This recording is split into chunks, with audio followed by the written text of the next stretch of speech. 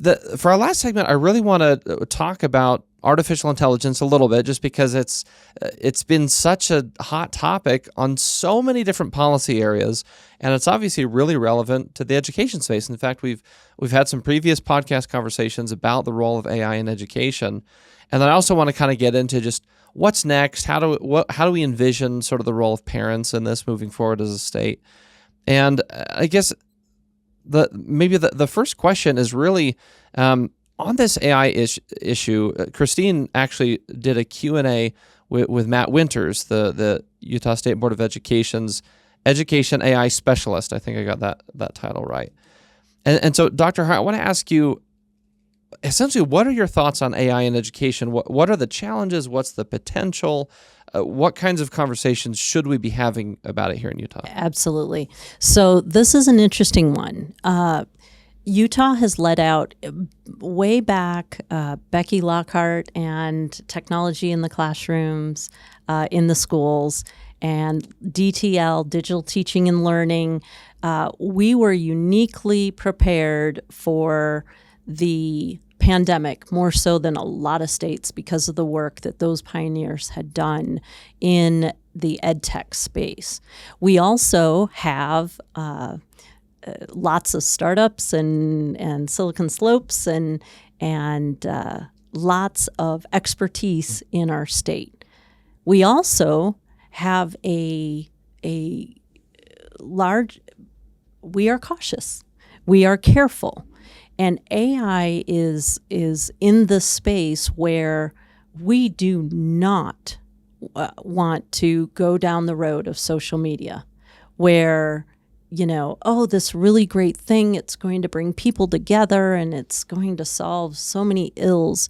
And then it just became a runaway horse. And now what have we done?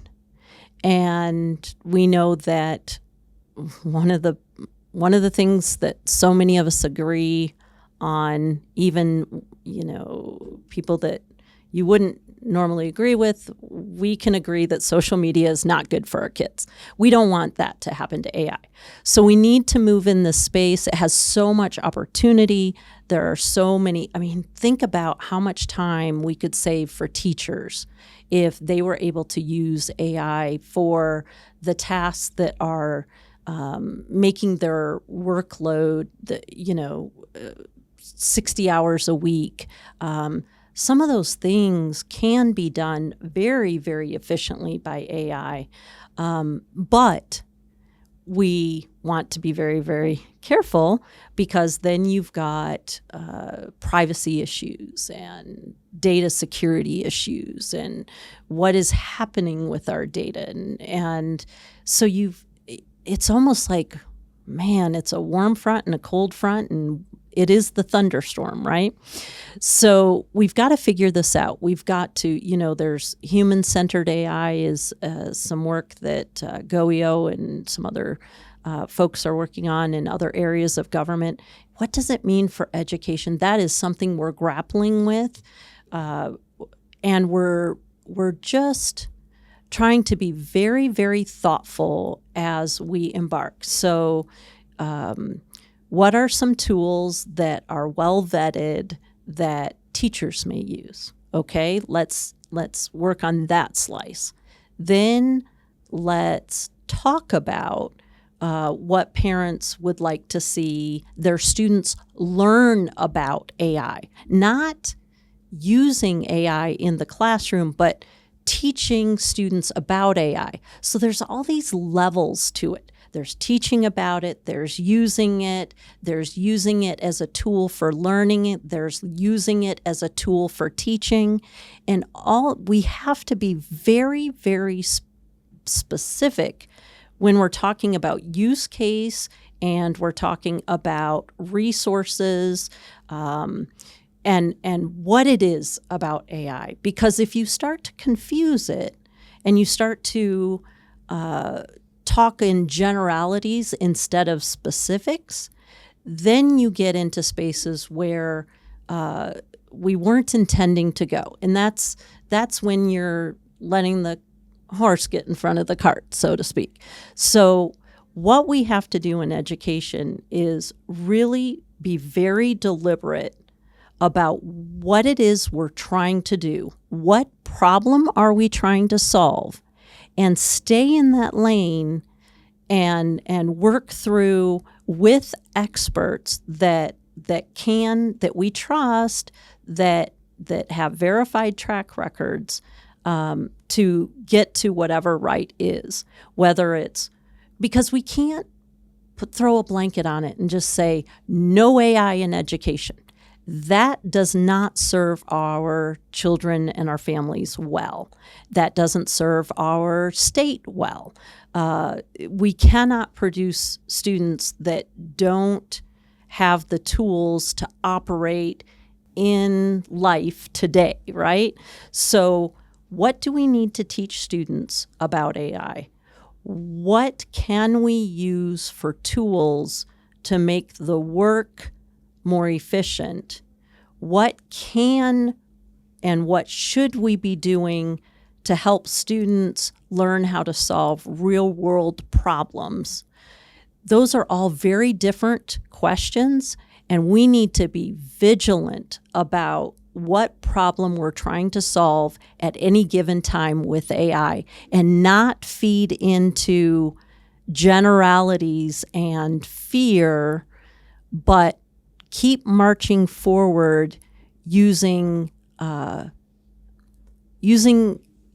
the resources we have. The experts on pedagogy are our teachers and our educators, our experts on AI in our communities and in industry, and our experts on policy.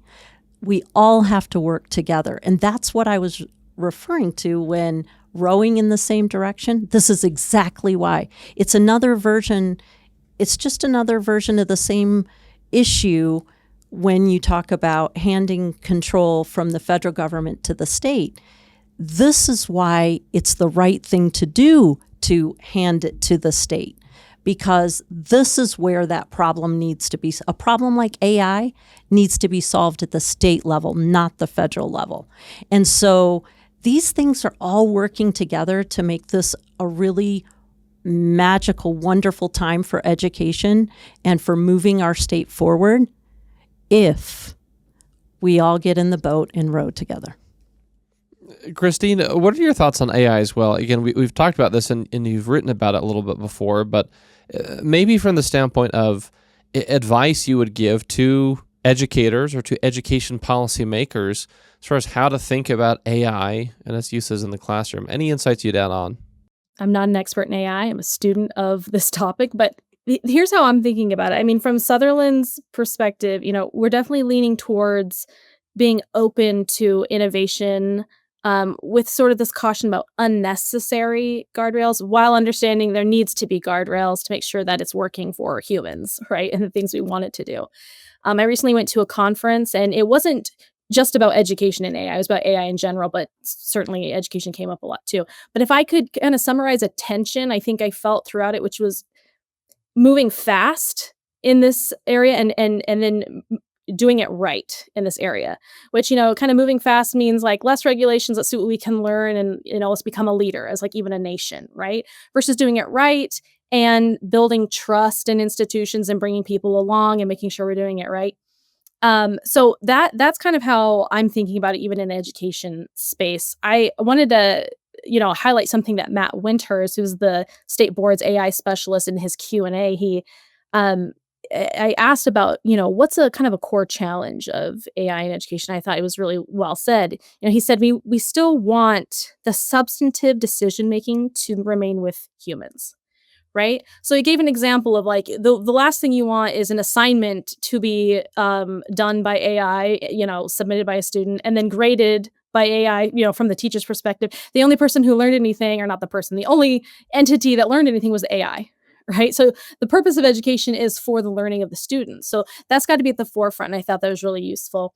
And then, some of these questions we have around AI might already be addressed in some long-standing legal or policy principles. Like, so in education, you want parents to be able to live out their parental rights in education to guide and direct their children.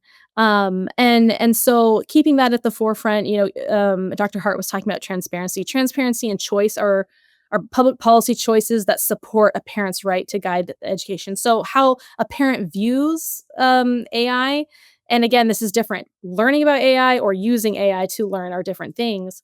But, I've heard from different parents, they want a low tech education. Okay, that's a choice, and then other students are really interested in certain careers that are going to require that. So it might look different for them. So all this is to say, I just think there's so much to learn, but I think, kind of leaning towards, let's see what this offers while being open to the idea that we're going to have to make sure we're building trust as we go along.